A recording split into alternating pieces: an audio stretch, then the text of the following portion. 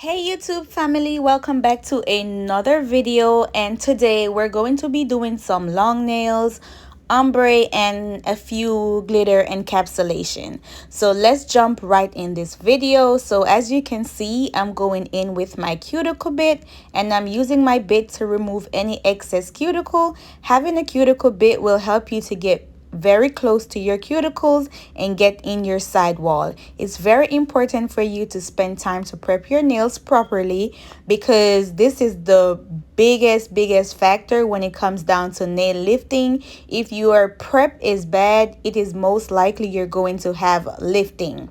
And if you're having a problem using your sanding band to get extremely close to your cuticles and getting in your side walls, it's best to use a cuticle bit, because this is going to help you, because it doesn't cut your client easily. It's very gentle. So now I'm going to come in with my fine sanding band and I'm going to prep my client's nail at around 5,000 RPMs. You never want to go over 6,000 RPMs, because this is going to cause friction. It's just too aggressive for the client's natural nail, and you don't want to damage your client's nail. So I'm going to be going from the right to the left, getting in those side walls and that cuticle area and over the surface of the nail. How you know when your nails are properly prepped? All of the nail will start to have that matte look. So you want to remove all that shininess from the client's nail.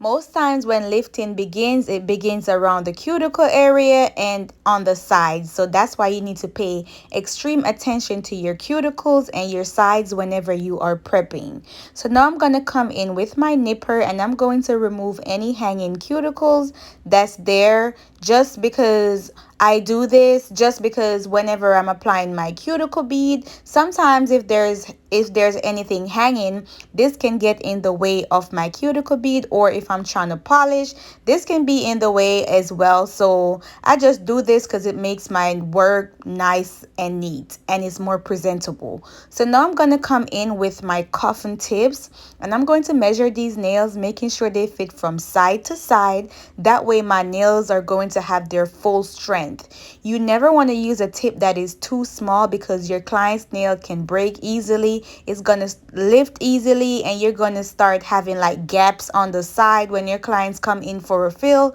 you're going to see on the side like their nail separates from the extension way faster or easier. So you want to make sure that you are measuring your nails from side to side. That way it has the full strength and it's going to be longer lasting. Also, whenever I am measuring my tips, I measure the tips exactly at the free edge, not halfway down the nail, not all the way down. I measure the tips at the free edge.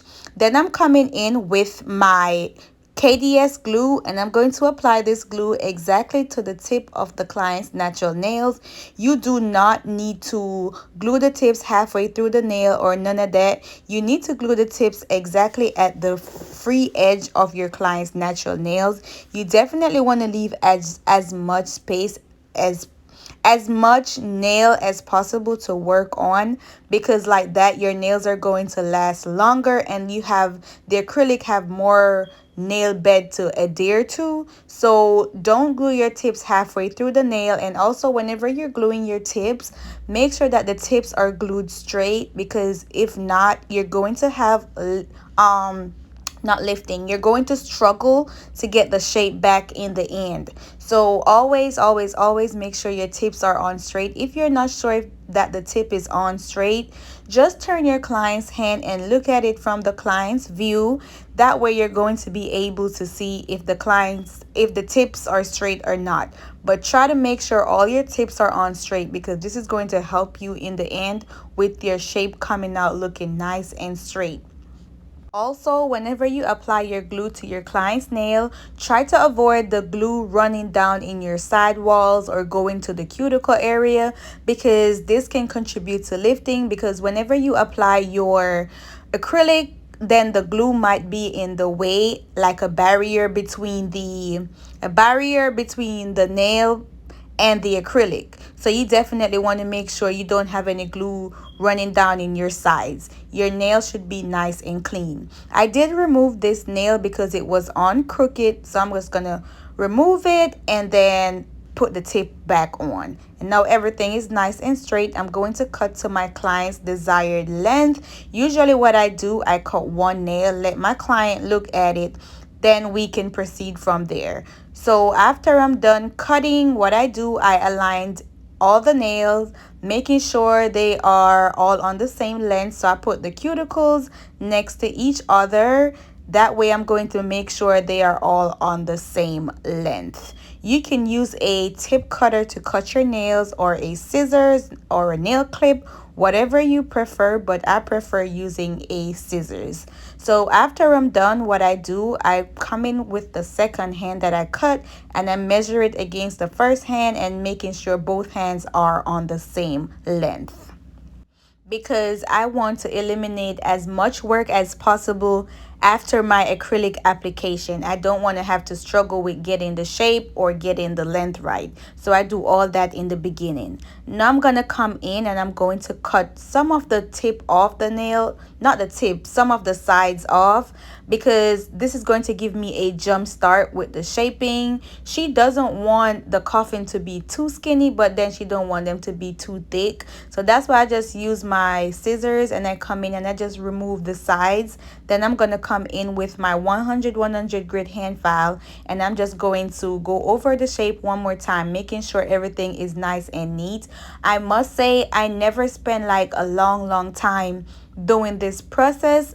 I get the tip as close as possible to what I want my shape to look at, but I'm not in the magnifying mirror process right now where I'm so critical, you know, but I make sure that it's straight. But I'm not extremely critical, because whenever I apply my acrylic, I'm going to go in detail with the shaping. So I don't want to waste too much time on this step right here, and then whenever I apply again, I still have to come back and make it extremely crispy. But I must say, during this process, I do get it to look pretty decent and neat. Maybe I'm just not going in with the magnifying mirror and doing all that extra, because that can take a lot of time unnecessarily. So after I'm done, what I did was I blend the tips to the client natural nails. That way I'm going to have a better acrylic application. Whenever I do not blend the tips, sometimes I can see the nail, the well of the nail where it was glued. Sometimes I can see that through the acrylic, if the acrylic is on the sheer side. You know, not all pinks are pigmented like that, or not all nudes are pigmented, so you can sometimes see where you glued the tips, and that's not usually a very pleasant look. So I do always come in and I blend the tip to the client's nail.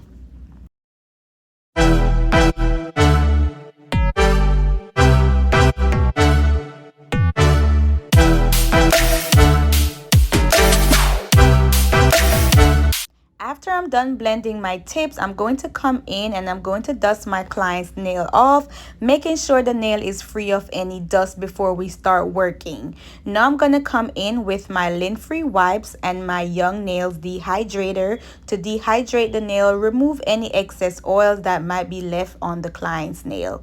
Then I'm going to prime my nail with my Young Nails protein bond. So I'm using Viva paper towel to work today. You always want to make sure you're using a very good paper towel that's going to remove the acrylic from your brush. Before I start working, I always completely saturate my brush. You never want to work with a dry brush or a brush that's halfway wet. You want to work with a brush that's completely saturated. And this is me applying my Young Nails protein bond. I give it 2 coats because that's what the direction says. And my nails are lasting pretty much like all my clients come back with their nails on. So on the first nails, oh, I must say I'm using acrylic from Not Polish on this nail. I think it's called Princess Slippers, but I'm gonna double check. So this is a acrylic from Not Polish. It's called Princess Slippers. So what I'm gonna do is I'm gonna apply my first bead right where the tip and the natural nail meets, And because this is a ombre nails, what I always do whenever I'm doing a ombre, I make sure the back of the bead is completely flat. That way my transition is going to be nice and smooth without having to see where I started laying my first bead. I always make sure I'm cleaning up my side walls and keeping the shape, because this is going to save me so much time in the end, and I did not waste all that time in the beginning shaping the nail just to spoil the shape with the acrylic application. This nude that I'm using is called Coverage Nude. This is going to be left in the description box as well. You can find this on my website, and this is the bead that I'm just going to place in the cuticle to create my ombre look. Whenever you're doing a ombre, you want to make sure you flush the acrylics together before it gets wet. So for example, I just placed my nude. One thing that I focus on is I focus on blending the two colors, because I do not want the color to get dry, that nude to get dry, and then I'm going to be seeing streaks and stuff like that. That's what happens when your bead gets dry and you haven't flushed it in the other color as yet. So make sure you try to work wet whenever you're doing the ombre, because your transition is going to be nice and smooth. Now I'm going to come in with some clear, and I'm going to encapsulate this nail. Whenever you're doing any type of ombre design, you always want to make sure you encapsulate the design, because if not, whenever you come in to drill, you're going to be drilling directly in your ombre, and that's the last thing you want. So any type of encapsulated design you're doing, you have to cover it with clear. That way you keep your design. On the pointer finger, I'm also going to be doing a ombre look. So as you can see, I'm flattening the back of my bead. That way my transition is going to be nice and smooth, and it's going to be harder to see where that pink started. So whenever I'm applying my acrylic, I make sure my client's finger is tilted downwards. That way the acrylic is going to naturally flow to the tip of the nail. You want to make sure you have your liquid to powder ratio. Practice that, because then you're going to have problems if you don't practice that picking up a bead. This bead is a medium bead, I would say. So whenever I am picking up a medium bead, I drain my brush halfway through. If I place my bead down and I notice that it's about to run, all I do is I hold it in place before I release it. So just give it like 10 seconds or however long you need to give it, but don't hold it there though until it's completely dry, because then you're going to have problem. Just hold it until it sets up a little bit and it's not too runny. This brush that I'm using is a number 12 Kolinsky brush, and this brush is available on my website as well. Super good. It's great for picking up bigger beads, and I've been using it for the past maybe I would say 8 months, and y'all could see I'm still using it.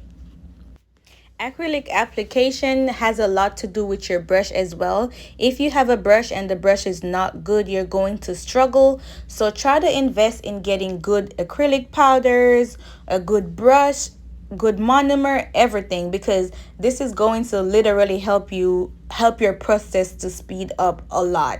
So don't be too cheap on yourself, because you're just going to give yourself way more problems. So yeah, invest in good product. It's going to be worth it in the end.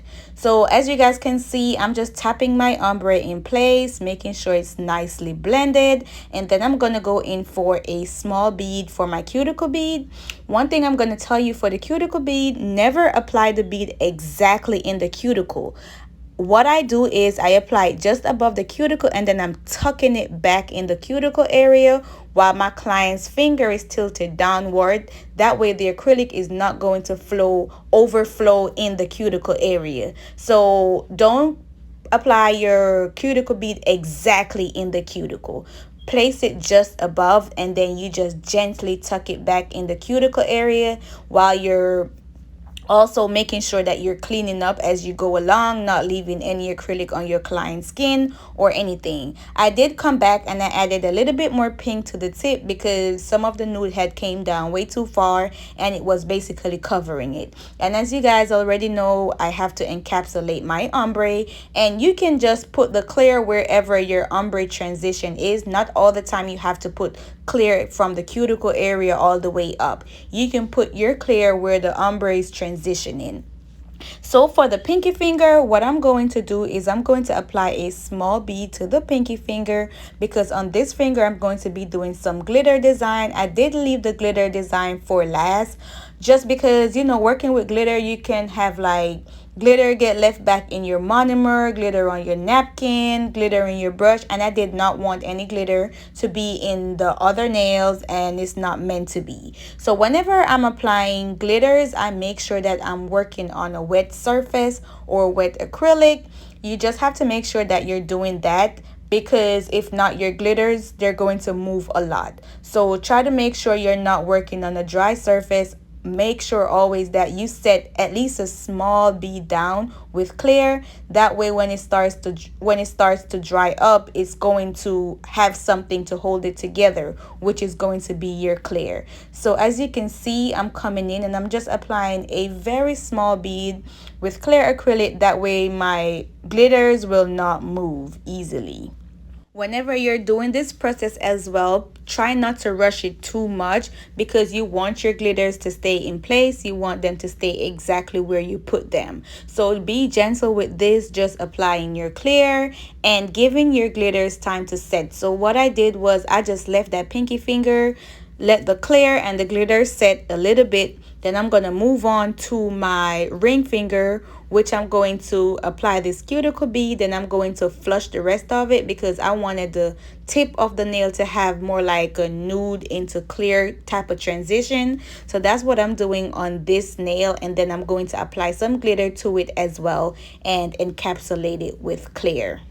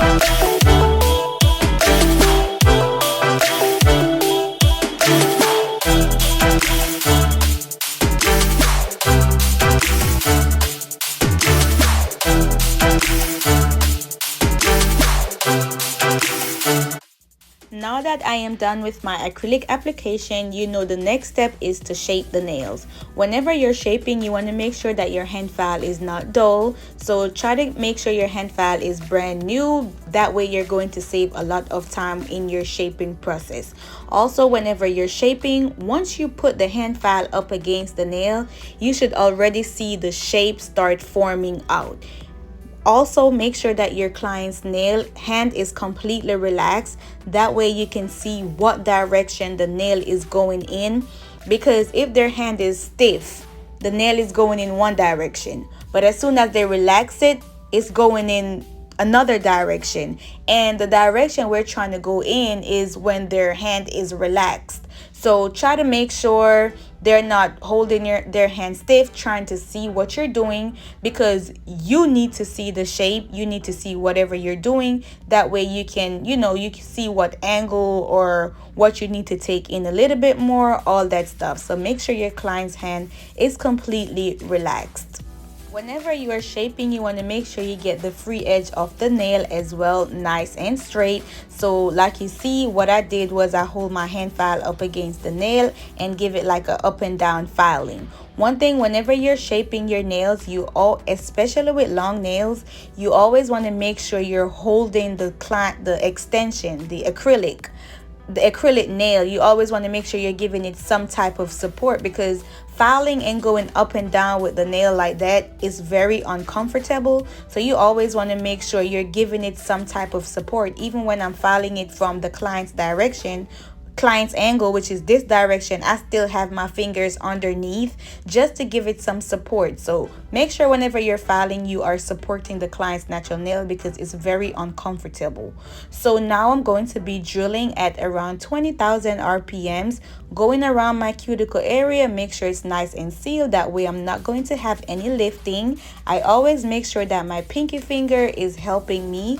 This pinky finger helps you to keep your drill stable. If you do not use your pinky finger, your drill is going to be rolling all around the nail and you're not going to have full control over the drill. So just try to make sure you keep that pinky finger, either it's resting on your hand or your client's hand, but you're going to need it to help you keep your drill stable.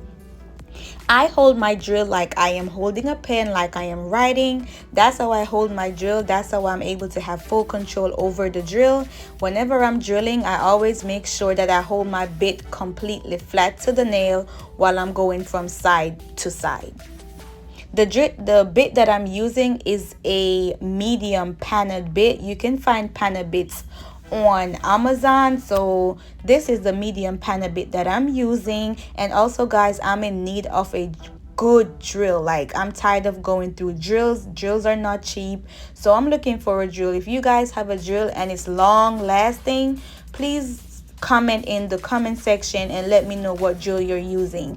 Don't forget to like this video. Hit that like button right now, because you guys are watching the videos and I don't know why you're not liking it. It doesn't take nothing to just hit that like button just to show your support. The most important thing whenever you're drilling, let's say you're not comfortable using your drill throughout the entire nail, at least try to use your drill to seal the nail, because I personally don't think a hand file seal the nail as much as a drill would do. And also, if you're not comfortable using this bit sealing the nail, what you can do is use this bit to go over the surface of the nail. Get as close as you can, as close as you're comfortable getting to the cuticle area, because most people, they're scared when it comes down to the cuticle. So what you can do, go as close as you can with this bit, and then whenever you're done, you come in with your cuticle bit, and then you can just use the cuticle bit to seal the cuticle area. That way you're not going to have any lifting. I do most of my work with my drill, because this is going to help me not having to do all that hand filing in the end.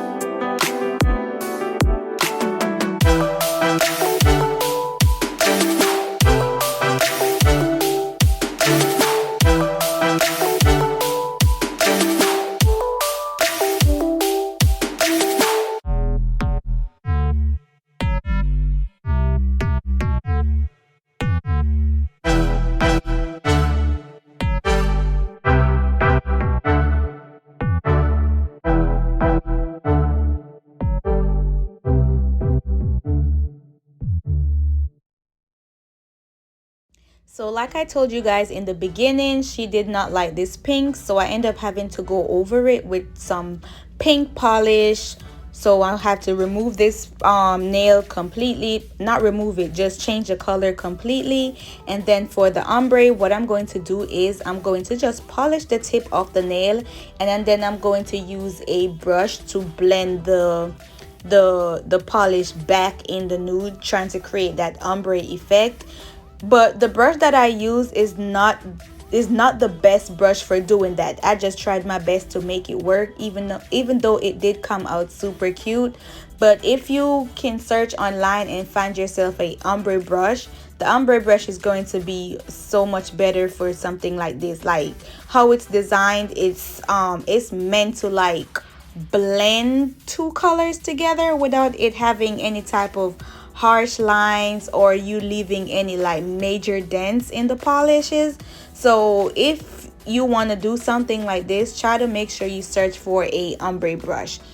So this is what I'm telling you. I just polish the tip of the nail, then I'm going to use the brush and continuously try to blend it and get a different look. Like I said, this was not the best brush. The ombre brush is like spiky. How they do the hairs in it, they kind of like clip it up, that way it's not like just a full brush across. It's kind of like jagged up, kind of like, and that would have been like easier to work with. So yeah, that's what I did, even though it came out super cute though. So guys, this is the end of the video. Thank you guys so much for supporting 876 Nails. Don't forget, anything you see in this video, go in the description box and you're going to see all the links for it.